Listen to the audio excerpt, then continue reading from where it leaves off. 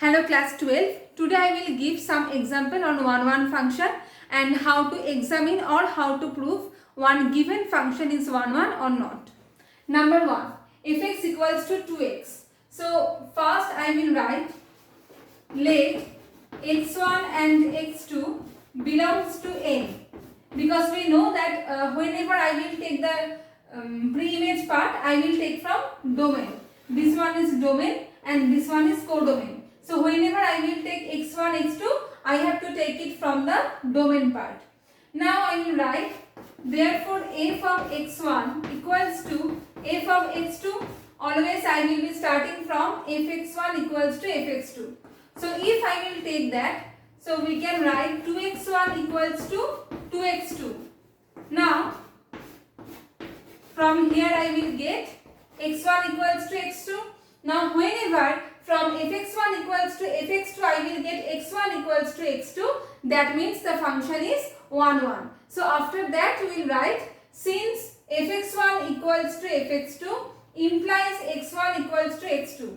Means like that fx1 equals to fx2 implies x1 equals to x2, therefore f is an 1 function.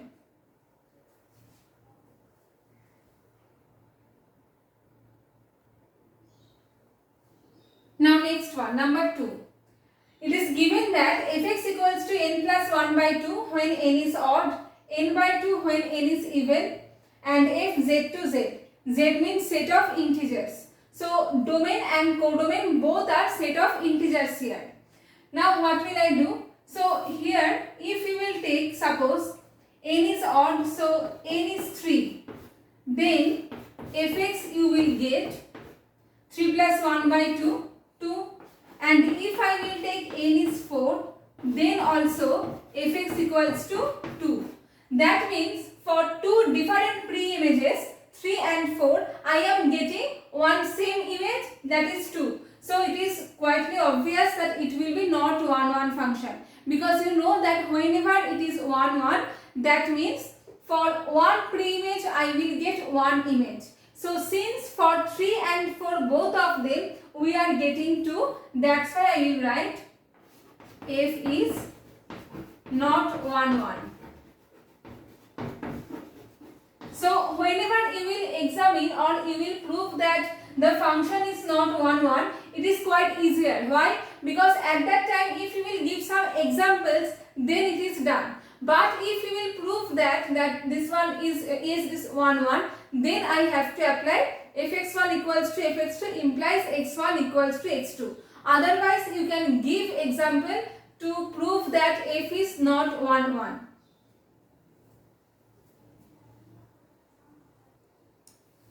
Number 3, fx equals to sin x. So here also the function is given here from R to R. R means set of real numbers. Both domain and codomain are set of real numbers. So here also sin x is not an 1 function. What is the reason? If I will take sin 0 degree, that is 0. If I will take sin pi, this one is also 0. Sin 2 pi, it is also 0. So we can observe here that sin n pi is 0. N belongs to z. N is any integer here. So any integral value of n I am getting. Sin n pi is 0. That means so many pre-images are there. For that we are getting one same image, that is 0. So it is not an 1 function. Here also we will write that f is not an 1 function.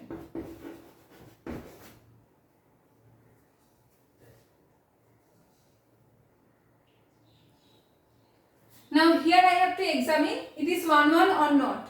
So first I will start that let x1, x2 belongs to R. Now fx1 equals to fx2. So I will start from there. Implies fx1. That means it will be 2x1 square minus 1 equals to 2x2 square minus 1. and that will be cancelled. So it is x1 square equals to x2 square. Now after that, don't write x1 equals to x2, because from here we will write x1 equals to plus minus x2. So I told previously one thing, whenever I will prove that f is 1 1, at that time I have to show that fx1 equals to fx2 implies x1 equals to x2. But here I am getting two conditions, x1 equals to x2 and x1 equals to minus x2. Since I am getting one extra condition for that, so f is not 1 1. If from fx1 equals to fx2, I will get just one condition, that one is x1 equals to x2, then it is 1 1. But here I am getting two conditions. One is x1 equals to x2 and another one is x1 equals to minus x2. Since I am getting these two conditions from the given part, so it is not 1 1. I am repeating once more. If from fx1 equals to fx2, I will get only one condition, that one is x1 equals to x2. Okay.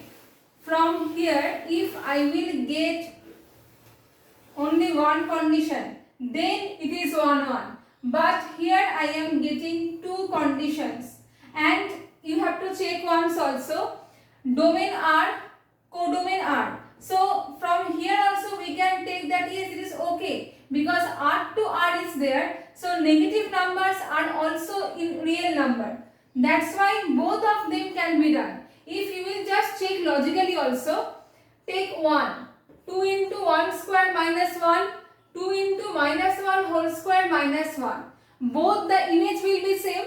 For 1 and minus 1, whatever you will find fx from there, both will be same. So it is not 1 1.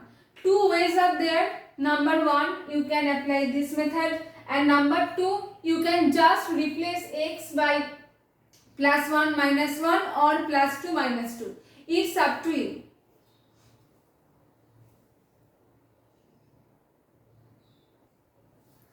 Next example, fx equals to 3x cube plus 1. So just like the previous one, I will start. x1, x2 belongs to R. So let fx1 equals to fx2. That means from here I will write 3x1 cube plus 1 equals to 3x2 cube plus 1. That means now I can write x1 cube minus x2 cube equals to 0. From here what we can say? A cube minus b cube formula, x1 minus x2 into x1 square plus x1 x2 plus x2 square equals to 0. Now if I will factorize, so x1 equals to x2 or this one equals to 0. If product of 2 will be 0, you know that this one equals to 0 or this one equals to 0. Now fx1 equals to fx2, this one I have assumed here, and here I get x1 equals to x2. But one more condition is also there. Now I have to check once that this condition is valid or not. If I will take just this one, I think up to this you have copied already. So when I will take the second part only,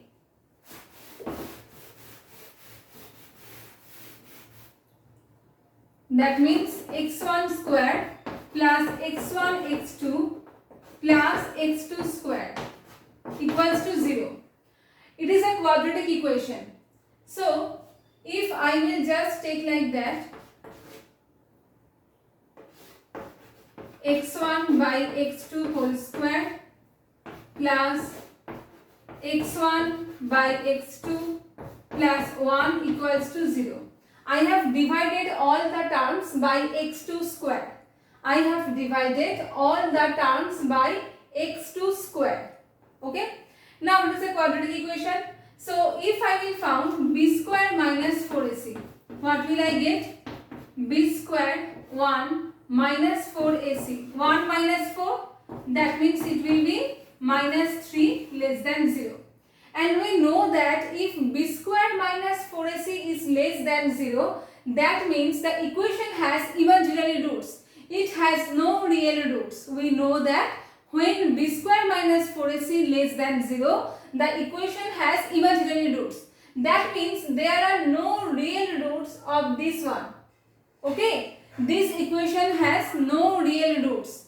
That means from fx1 equals to fx2, I am getting only one condition, that is x1 equals to x2. I will repeat once more. When I have assumed fx1 equals to fx2, from there I have derived two conditions. One, x1 equals to x2, or this one equals to 0. But since I have given that x1 and x2 both belongs to R, means both are real numbers, but this equation has no real roots. That's why this one is the only condition. So it is 1 1 function. So here after that, here you will write, since x1 square plus x1 x2 plus x2 square has no real roots, therefore f is 1 1 function.